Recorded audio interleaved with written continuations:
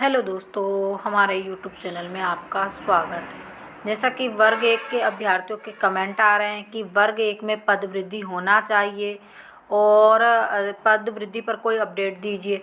तो देखिए, जैसा कि आप सभी को मालूम है, जब आंदोलन हुआ, आंदोलन के बाद सभी अभ्यर्थी शिक्षा मंत्री जी से मिलने गए और शिक्षा मंत्री जी ने फाइल को डीपीआई पहुंचा दिया। अब चूंकि सभी अभ्यर्थी तो डीपीआई गए नहीं, तो जब हम डीपीआई गए थे तो डीपीआई के अधिकारियों ने पद वृद्धि करने से मना कर दिया। ये भी हमने आपको पिछली वीडियो में बताया हुआ है। लेकिन देखिए, डीपीआई तो मना करेगा क्यों? देखिए, पहली बात तो ये होना चाहिए कि अगर कोई शिक्षा मंत्री जी बड़े हैं और डीपीआई विभाग छोटा है, अब शिक्षा मंत्री की परमिशन से ही जो होते हैं पद निकाले जाते हैं। क्योंकि डीपीआई अगर मान लो जैसे कि पूरी प्रोसीजर तो उनके हाथ में होती है, लेकिन कोई भी भर्ती निकालने से पहले वो उनकी परमिशन लेते हैं कि इतने हज़ार टीचर कम हैं और रखना चाहिए। अब शिक्षा मंत्री जी को तो मालूम नहीं होता कि कितने पद कम हैं या कितने टीचर कम हैं या क्या करना चाहिए। ये सब विभाग उनके पास प्रोसीजर भेजता है। तो अब डीपीआई ने मना कर दिया तो क्या पद वृद्धि होगी? देखिए, ये सब फसाद की जड़ है जो डीपीआई है। अब अगर शिक्षा मंत्री जी वहाँ से लेटर भेज देते हैं, बाकी आप देखिए, आपने कई वीडियो में देखा होगा कि कई मंत्री डीपीआई को पद वृद्धि के लिए पत्र लिख चुके हैं, लेकिन विभाग उनकी नहीं सुनता है और विभाग अपनी बात से टस से मस नहीं होता है। अब देखिए, होना ये चाहिए कि अगर शिक्षा मंत्री जी ने लेटर भेजा है तो पद वृद्धि करना चाहिए, या फिर डीपीआई को बताना चाहिए कि हमारे जो टोटल टीचर हैं वो पूरे हैं और उसके बाद हमें कोई टीचरों की आवश्यकता नहीं है, हम पद वृद्धि नहीं कर सकते। लेकिन डीपीआई इस प्रकार का कोई आदेश या किसी प्रकार का पत्र या कुछ भी नहीं करता, सीधे मना कर देता है कि हम पद वृद्धि नहीं करेंगे। तो देखिए, डीपीआई से शिक्षा मंत्री ऊपर हैं। अब दूसरी बात, अगर सर्वे किया जाता है तो सर्वे में अगर स्कूल खाली होते हैं, अब देखिए शिक्षा मंत्री जी की यहाँ पर क्या गलती है।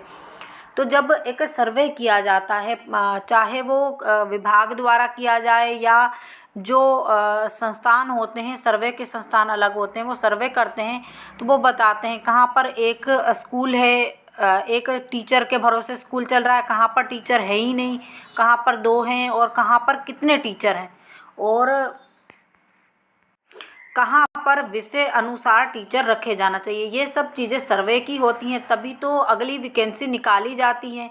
और ये काम डीपीआई भी देखता है और एक अलग संस्थान होता है वो भी देखता है। अब यहाँ पर शिक्षा मंत्री को सोचना चाहिए कि डीपीआई की कार्यशैली को भी नापना चाहिए कि वो किस प्रकार से कार्य करता है, क्या असल में टीचर स्कूलों में हैं या नहीं। और दूसरी बात, खुद न्यूज़पेपर तो पढ़ते होंगे, न्यूज़पेपरों में भी ये न्यूज़ छप के आती, यहाँ पर टीचर नहीं है, यहाँ पर नहीं है, तो उन्हें कम से कम संज्ञान लेना चाहिए और पद वृद्धि करना चाहिए। बाकी जो डीपीआई है, डीपीआई ने मना कर दिया है। अब हमारा क्या, अब हम क्या करेंगे? तो हम लोगों को क्या करना चाहिए? अपने आंदोलन को रोकना नहीं चाहिए, बल्कि चूंकि देखिए शिक्षा मंत्री द्वारा अच्छा रिस्पॉन्स दिया गया, अगर हम लोग ठंडे होकर बैठ जाएंगे और आंदोलन को 1-1.5 महीना डिले करते हैं तो क्या हो जाता है कि वो चीज़ें माइंड से देखिए, हम लोग तो एक ही चीज़ को माइंड में रखते हैं, लेकिन जो बड़े बड़े मंत्री होते हैं या बड़े नेता होते हैं या बड़े अधिकारी होते हैं, उनके पास एक दिन में 20 काम होते हैं और 20 चीज़ें आती हैं, तो वो एक ही चीज़ पर फोकस नहीं कर सकते। अब दूसरी बात, केवल उनके पास वर्ग 1 नहीं है, वर्ग 2 और वर्ग 3 की भी चीज़ें आती हैं।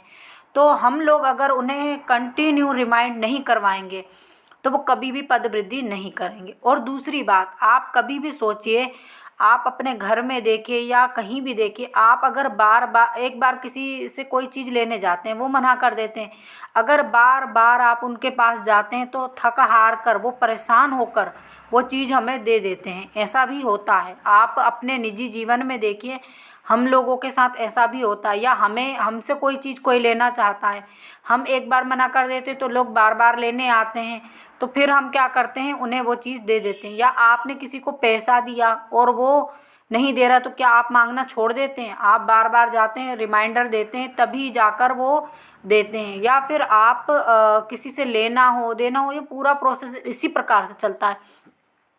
अगर आप लोग सोचेंगे कि पद वृद्धि नहीं होगी, अब कुछ नहीं होगा और हम घर बैठ जाएं, तो इससे कुछ नहीं होगा।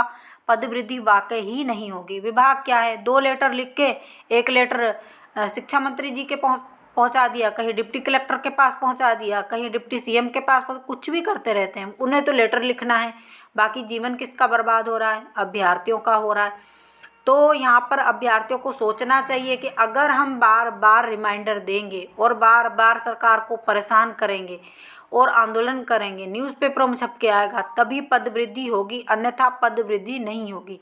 बाकी जो जैसे कि वेटिंग शिक्षक संघ के अध्यक्ष हैं वर्ग 1 के, अगर वो हमारी वीडियो सुन रहे हैं तो हम तो यही बोलते हैं कि आप हमेशा हर 15 दिन में आंदोलन कीजिए और कैसे ना कैसे परमिशन लीजिए। उससे क्या होगा, अभ्यर्थियों को एकजुट भी रहेंगे, अभ्यर्थियों में जोश भी बना रहेगा। और दूसरी बार बार रिमाइंडर देने से क्या होगा, एक ना एक दिन थक हार कर सरकार को पद वृद्धि करना ही पड़ेगी। तो इसी प्रकार की जानकारी के लिए हमारे साथ जुड़े रहिए। बाकी डीपीआई ने पद वृद्धि के लिए मना कर दिया। डीपीआई क्यों पद वृद्धि करेगा? डीपीआई के सर में थोड़ा ना दर्द है। जिस दिन हम लोग डीपीआई पर एक्शन लेंगे, यानी अगर यही अभ्यर्थी उत्तर प्रदेश और अन्य स्टेट में होते ना, हम बोलते हैं कि अगर उग्र प्रदर्शन होगा ना तभी पद वृद्धि होगी। और दूसरी बात, अभ्यर्थी क्या बोलते हैं, आप हमें जेल करवाना चाहते हैं। तो देखिए, या तो आप ठान लीजिए कि नहीं, हमें तो नौकरी चाहिए किसी भी हालत में। एक आध कोर्ट केस होने से किसी की नौकरी नहीं रुक जाती और ना कोई किसी चीज़ में दिक्कत आती है, और वो आप आंदोलन के लिए करने जा रहे हैं। तो उग्र प्रदर्शन भी करेंगे तभी डीपीआई को समझ में आएगा हाँ कि अब अपने अधिकारों के लिए यहाँ के अभ्यर्थी भी सचेत हैं। तो इसी प्रकार की जानकारी के लिए जुड़े रहिए। बाकी आंदोलन जल्द से जल्द होना चाहिए, ताकि इस जैसे आज़ादी की आग थी ना आप लोगों ने इतिहास, तो मध्य प्रदेश का इतिहास या इंडियन हिस्ट्री तो पढ़ा होगा कि उसमें वो लोग आंदोलन करते थे। अगर उस आग को वो बुझने देते थे तो फिर कई कई महीने लग जाते थे, कई कई साल लग जाते थे। फिर सबको एकजुट करना और एकत्रित करना और जगह जगह आंदोलन करना या क्रांतिकारी गतिविधियां करना। लेकिन अगर कंटिन्यू किया जाए तो एक चीज़ को दूसरे सूचना पहुंचाने में भी जल्दी हो जाता है और जोश भी रहता है, और जोश जोश में सभी काम हो जाते हैं। तो जो लोग हमारे चैनल पर पहली बार आ रहे हैं, प्लीज़ चैनल को सब्सक्राइब कर लीजिए।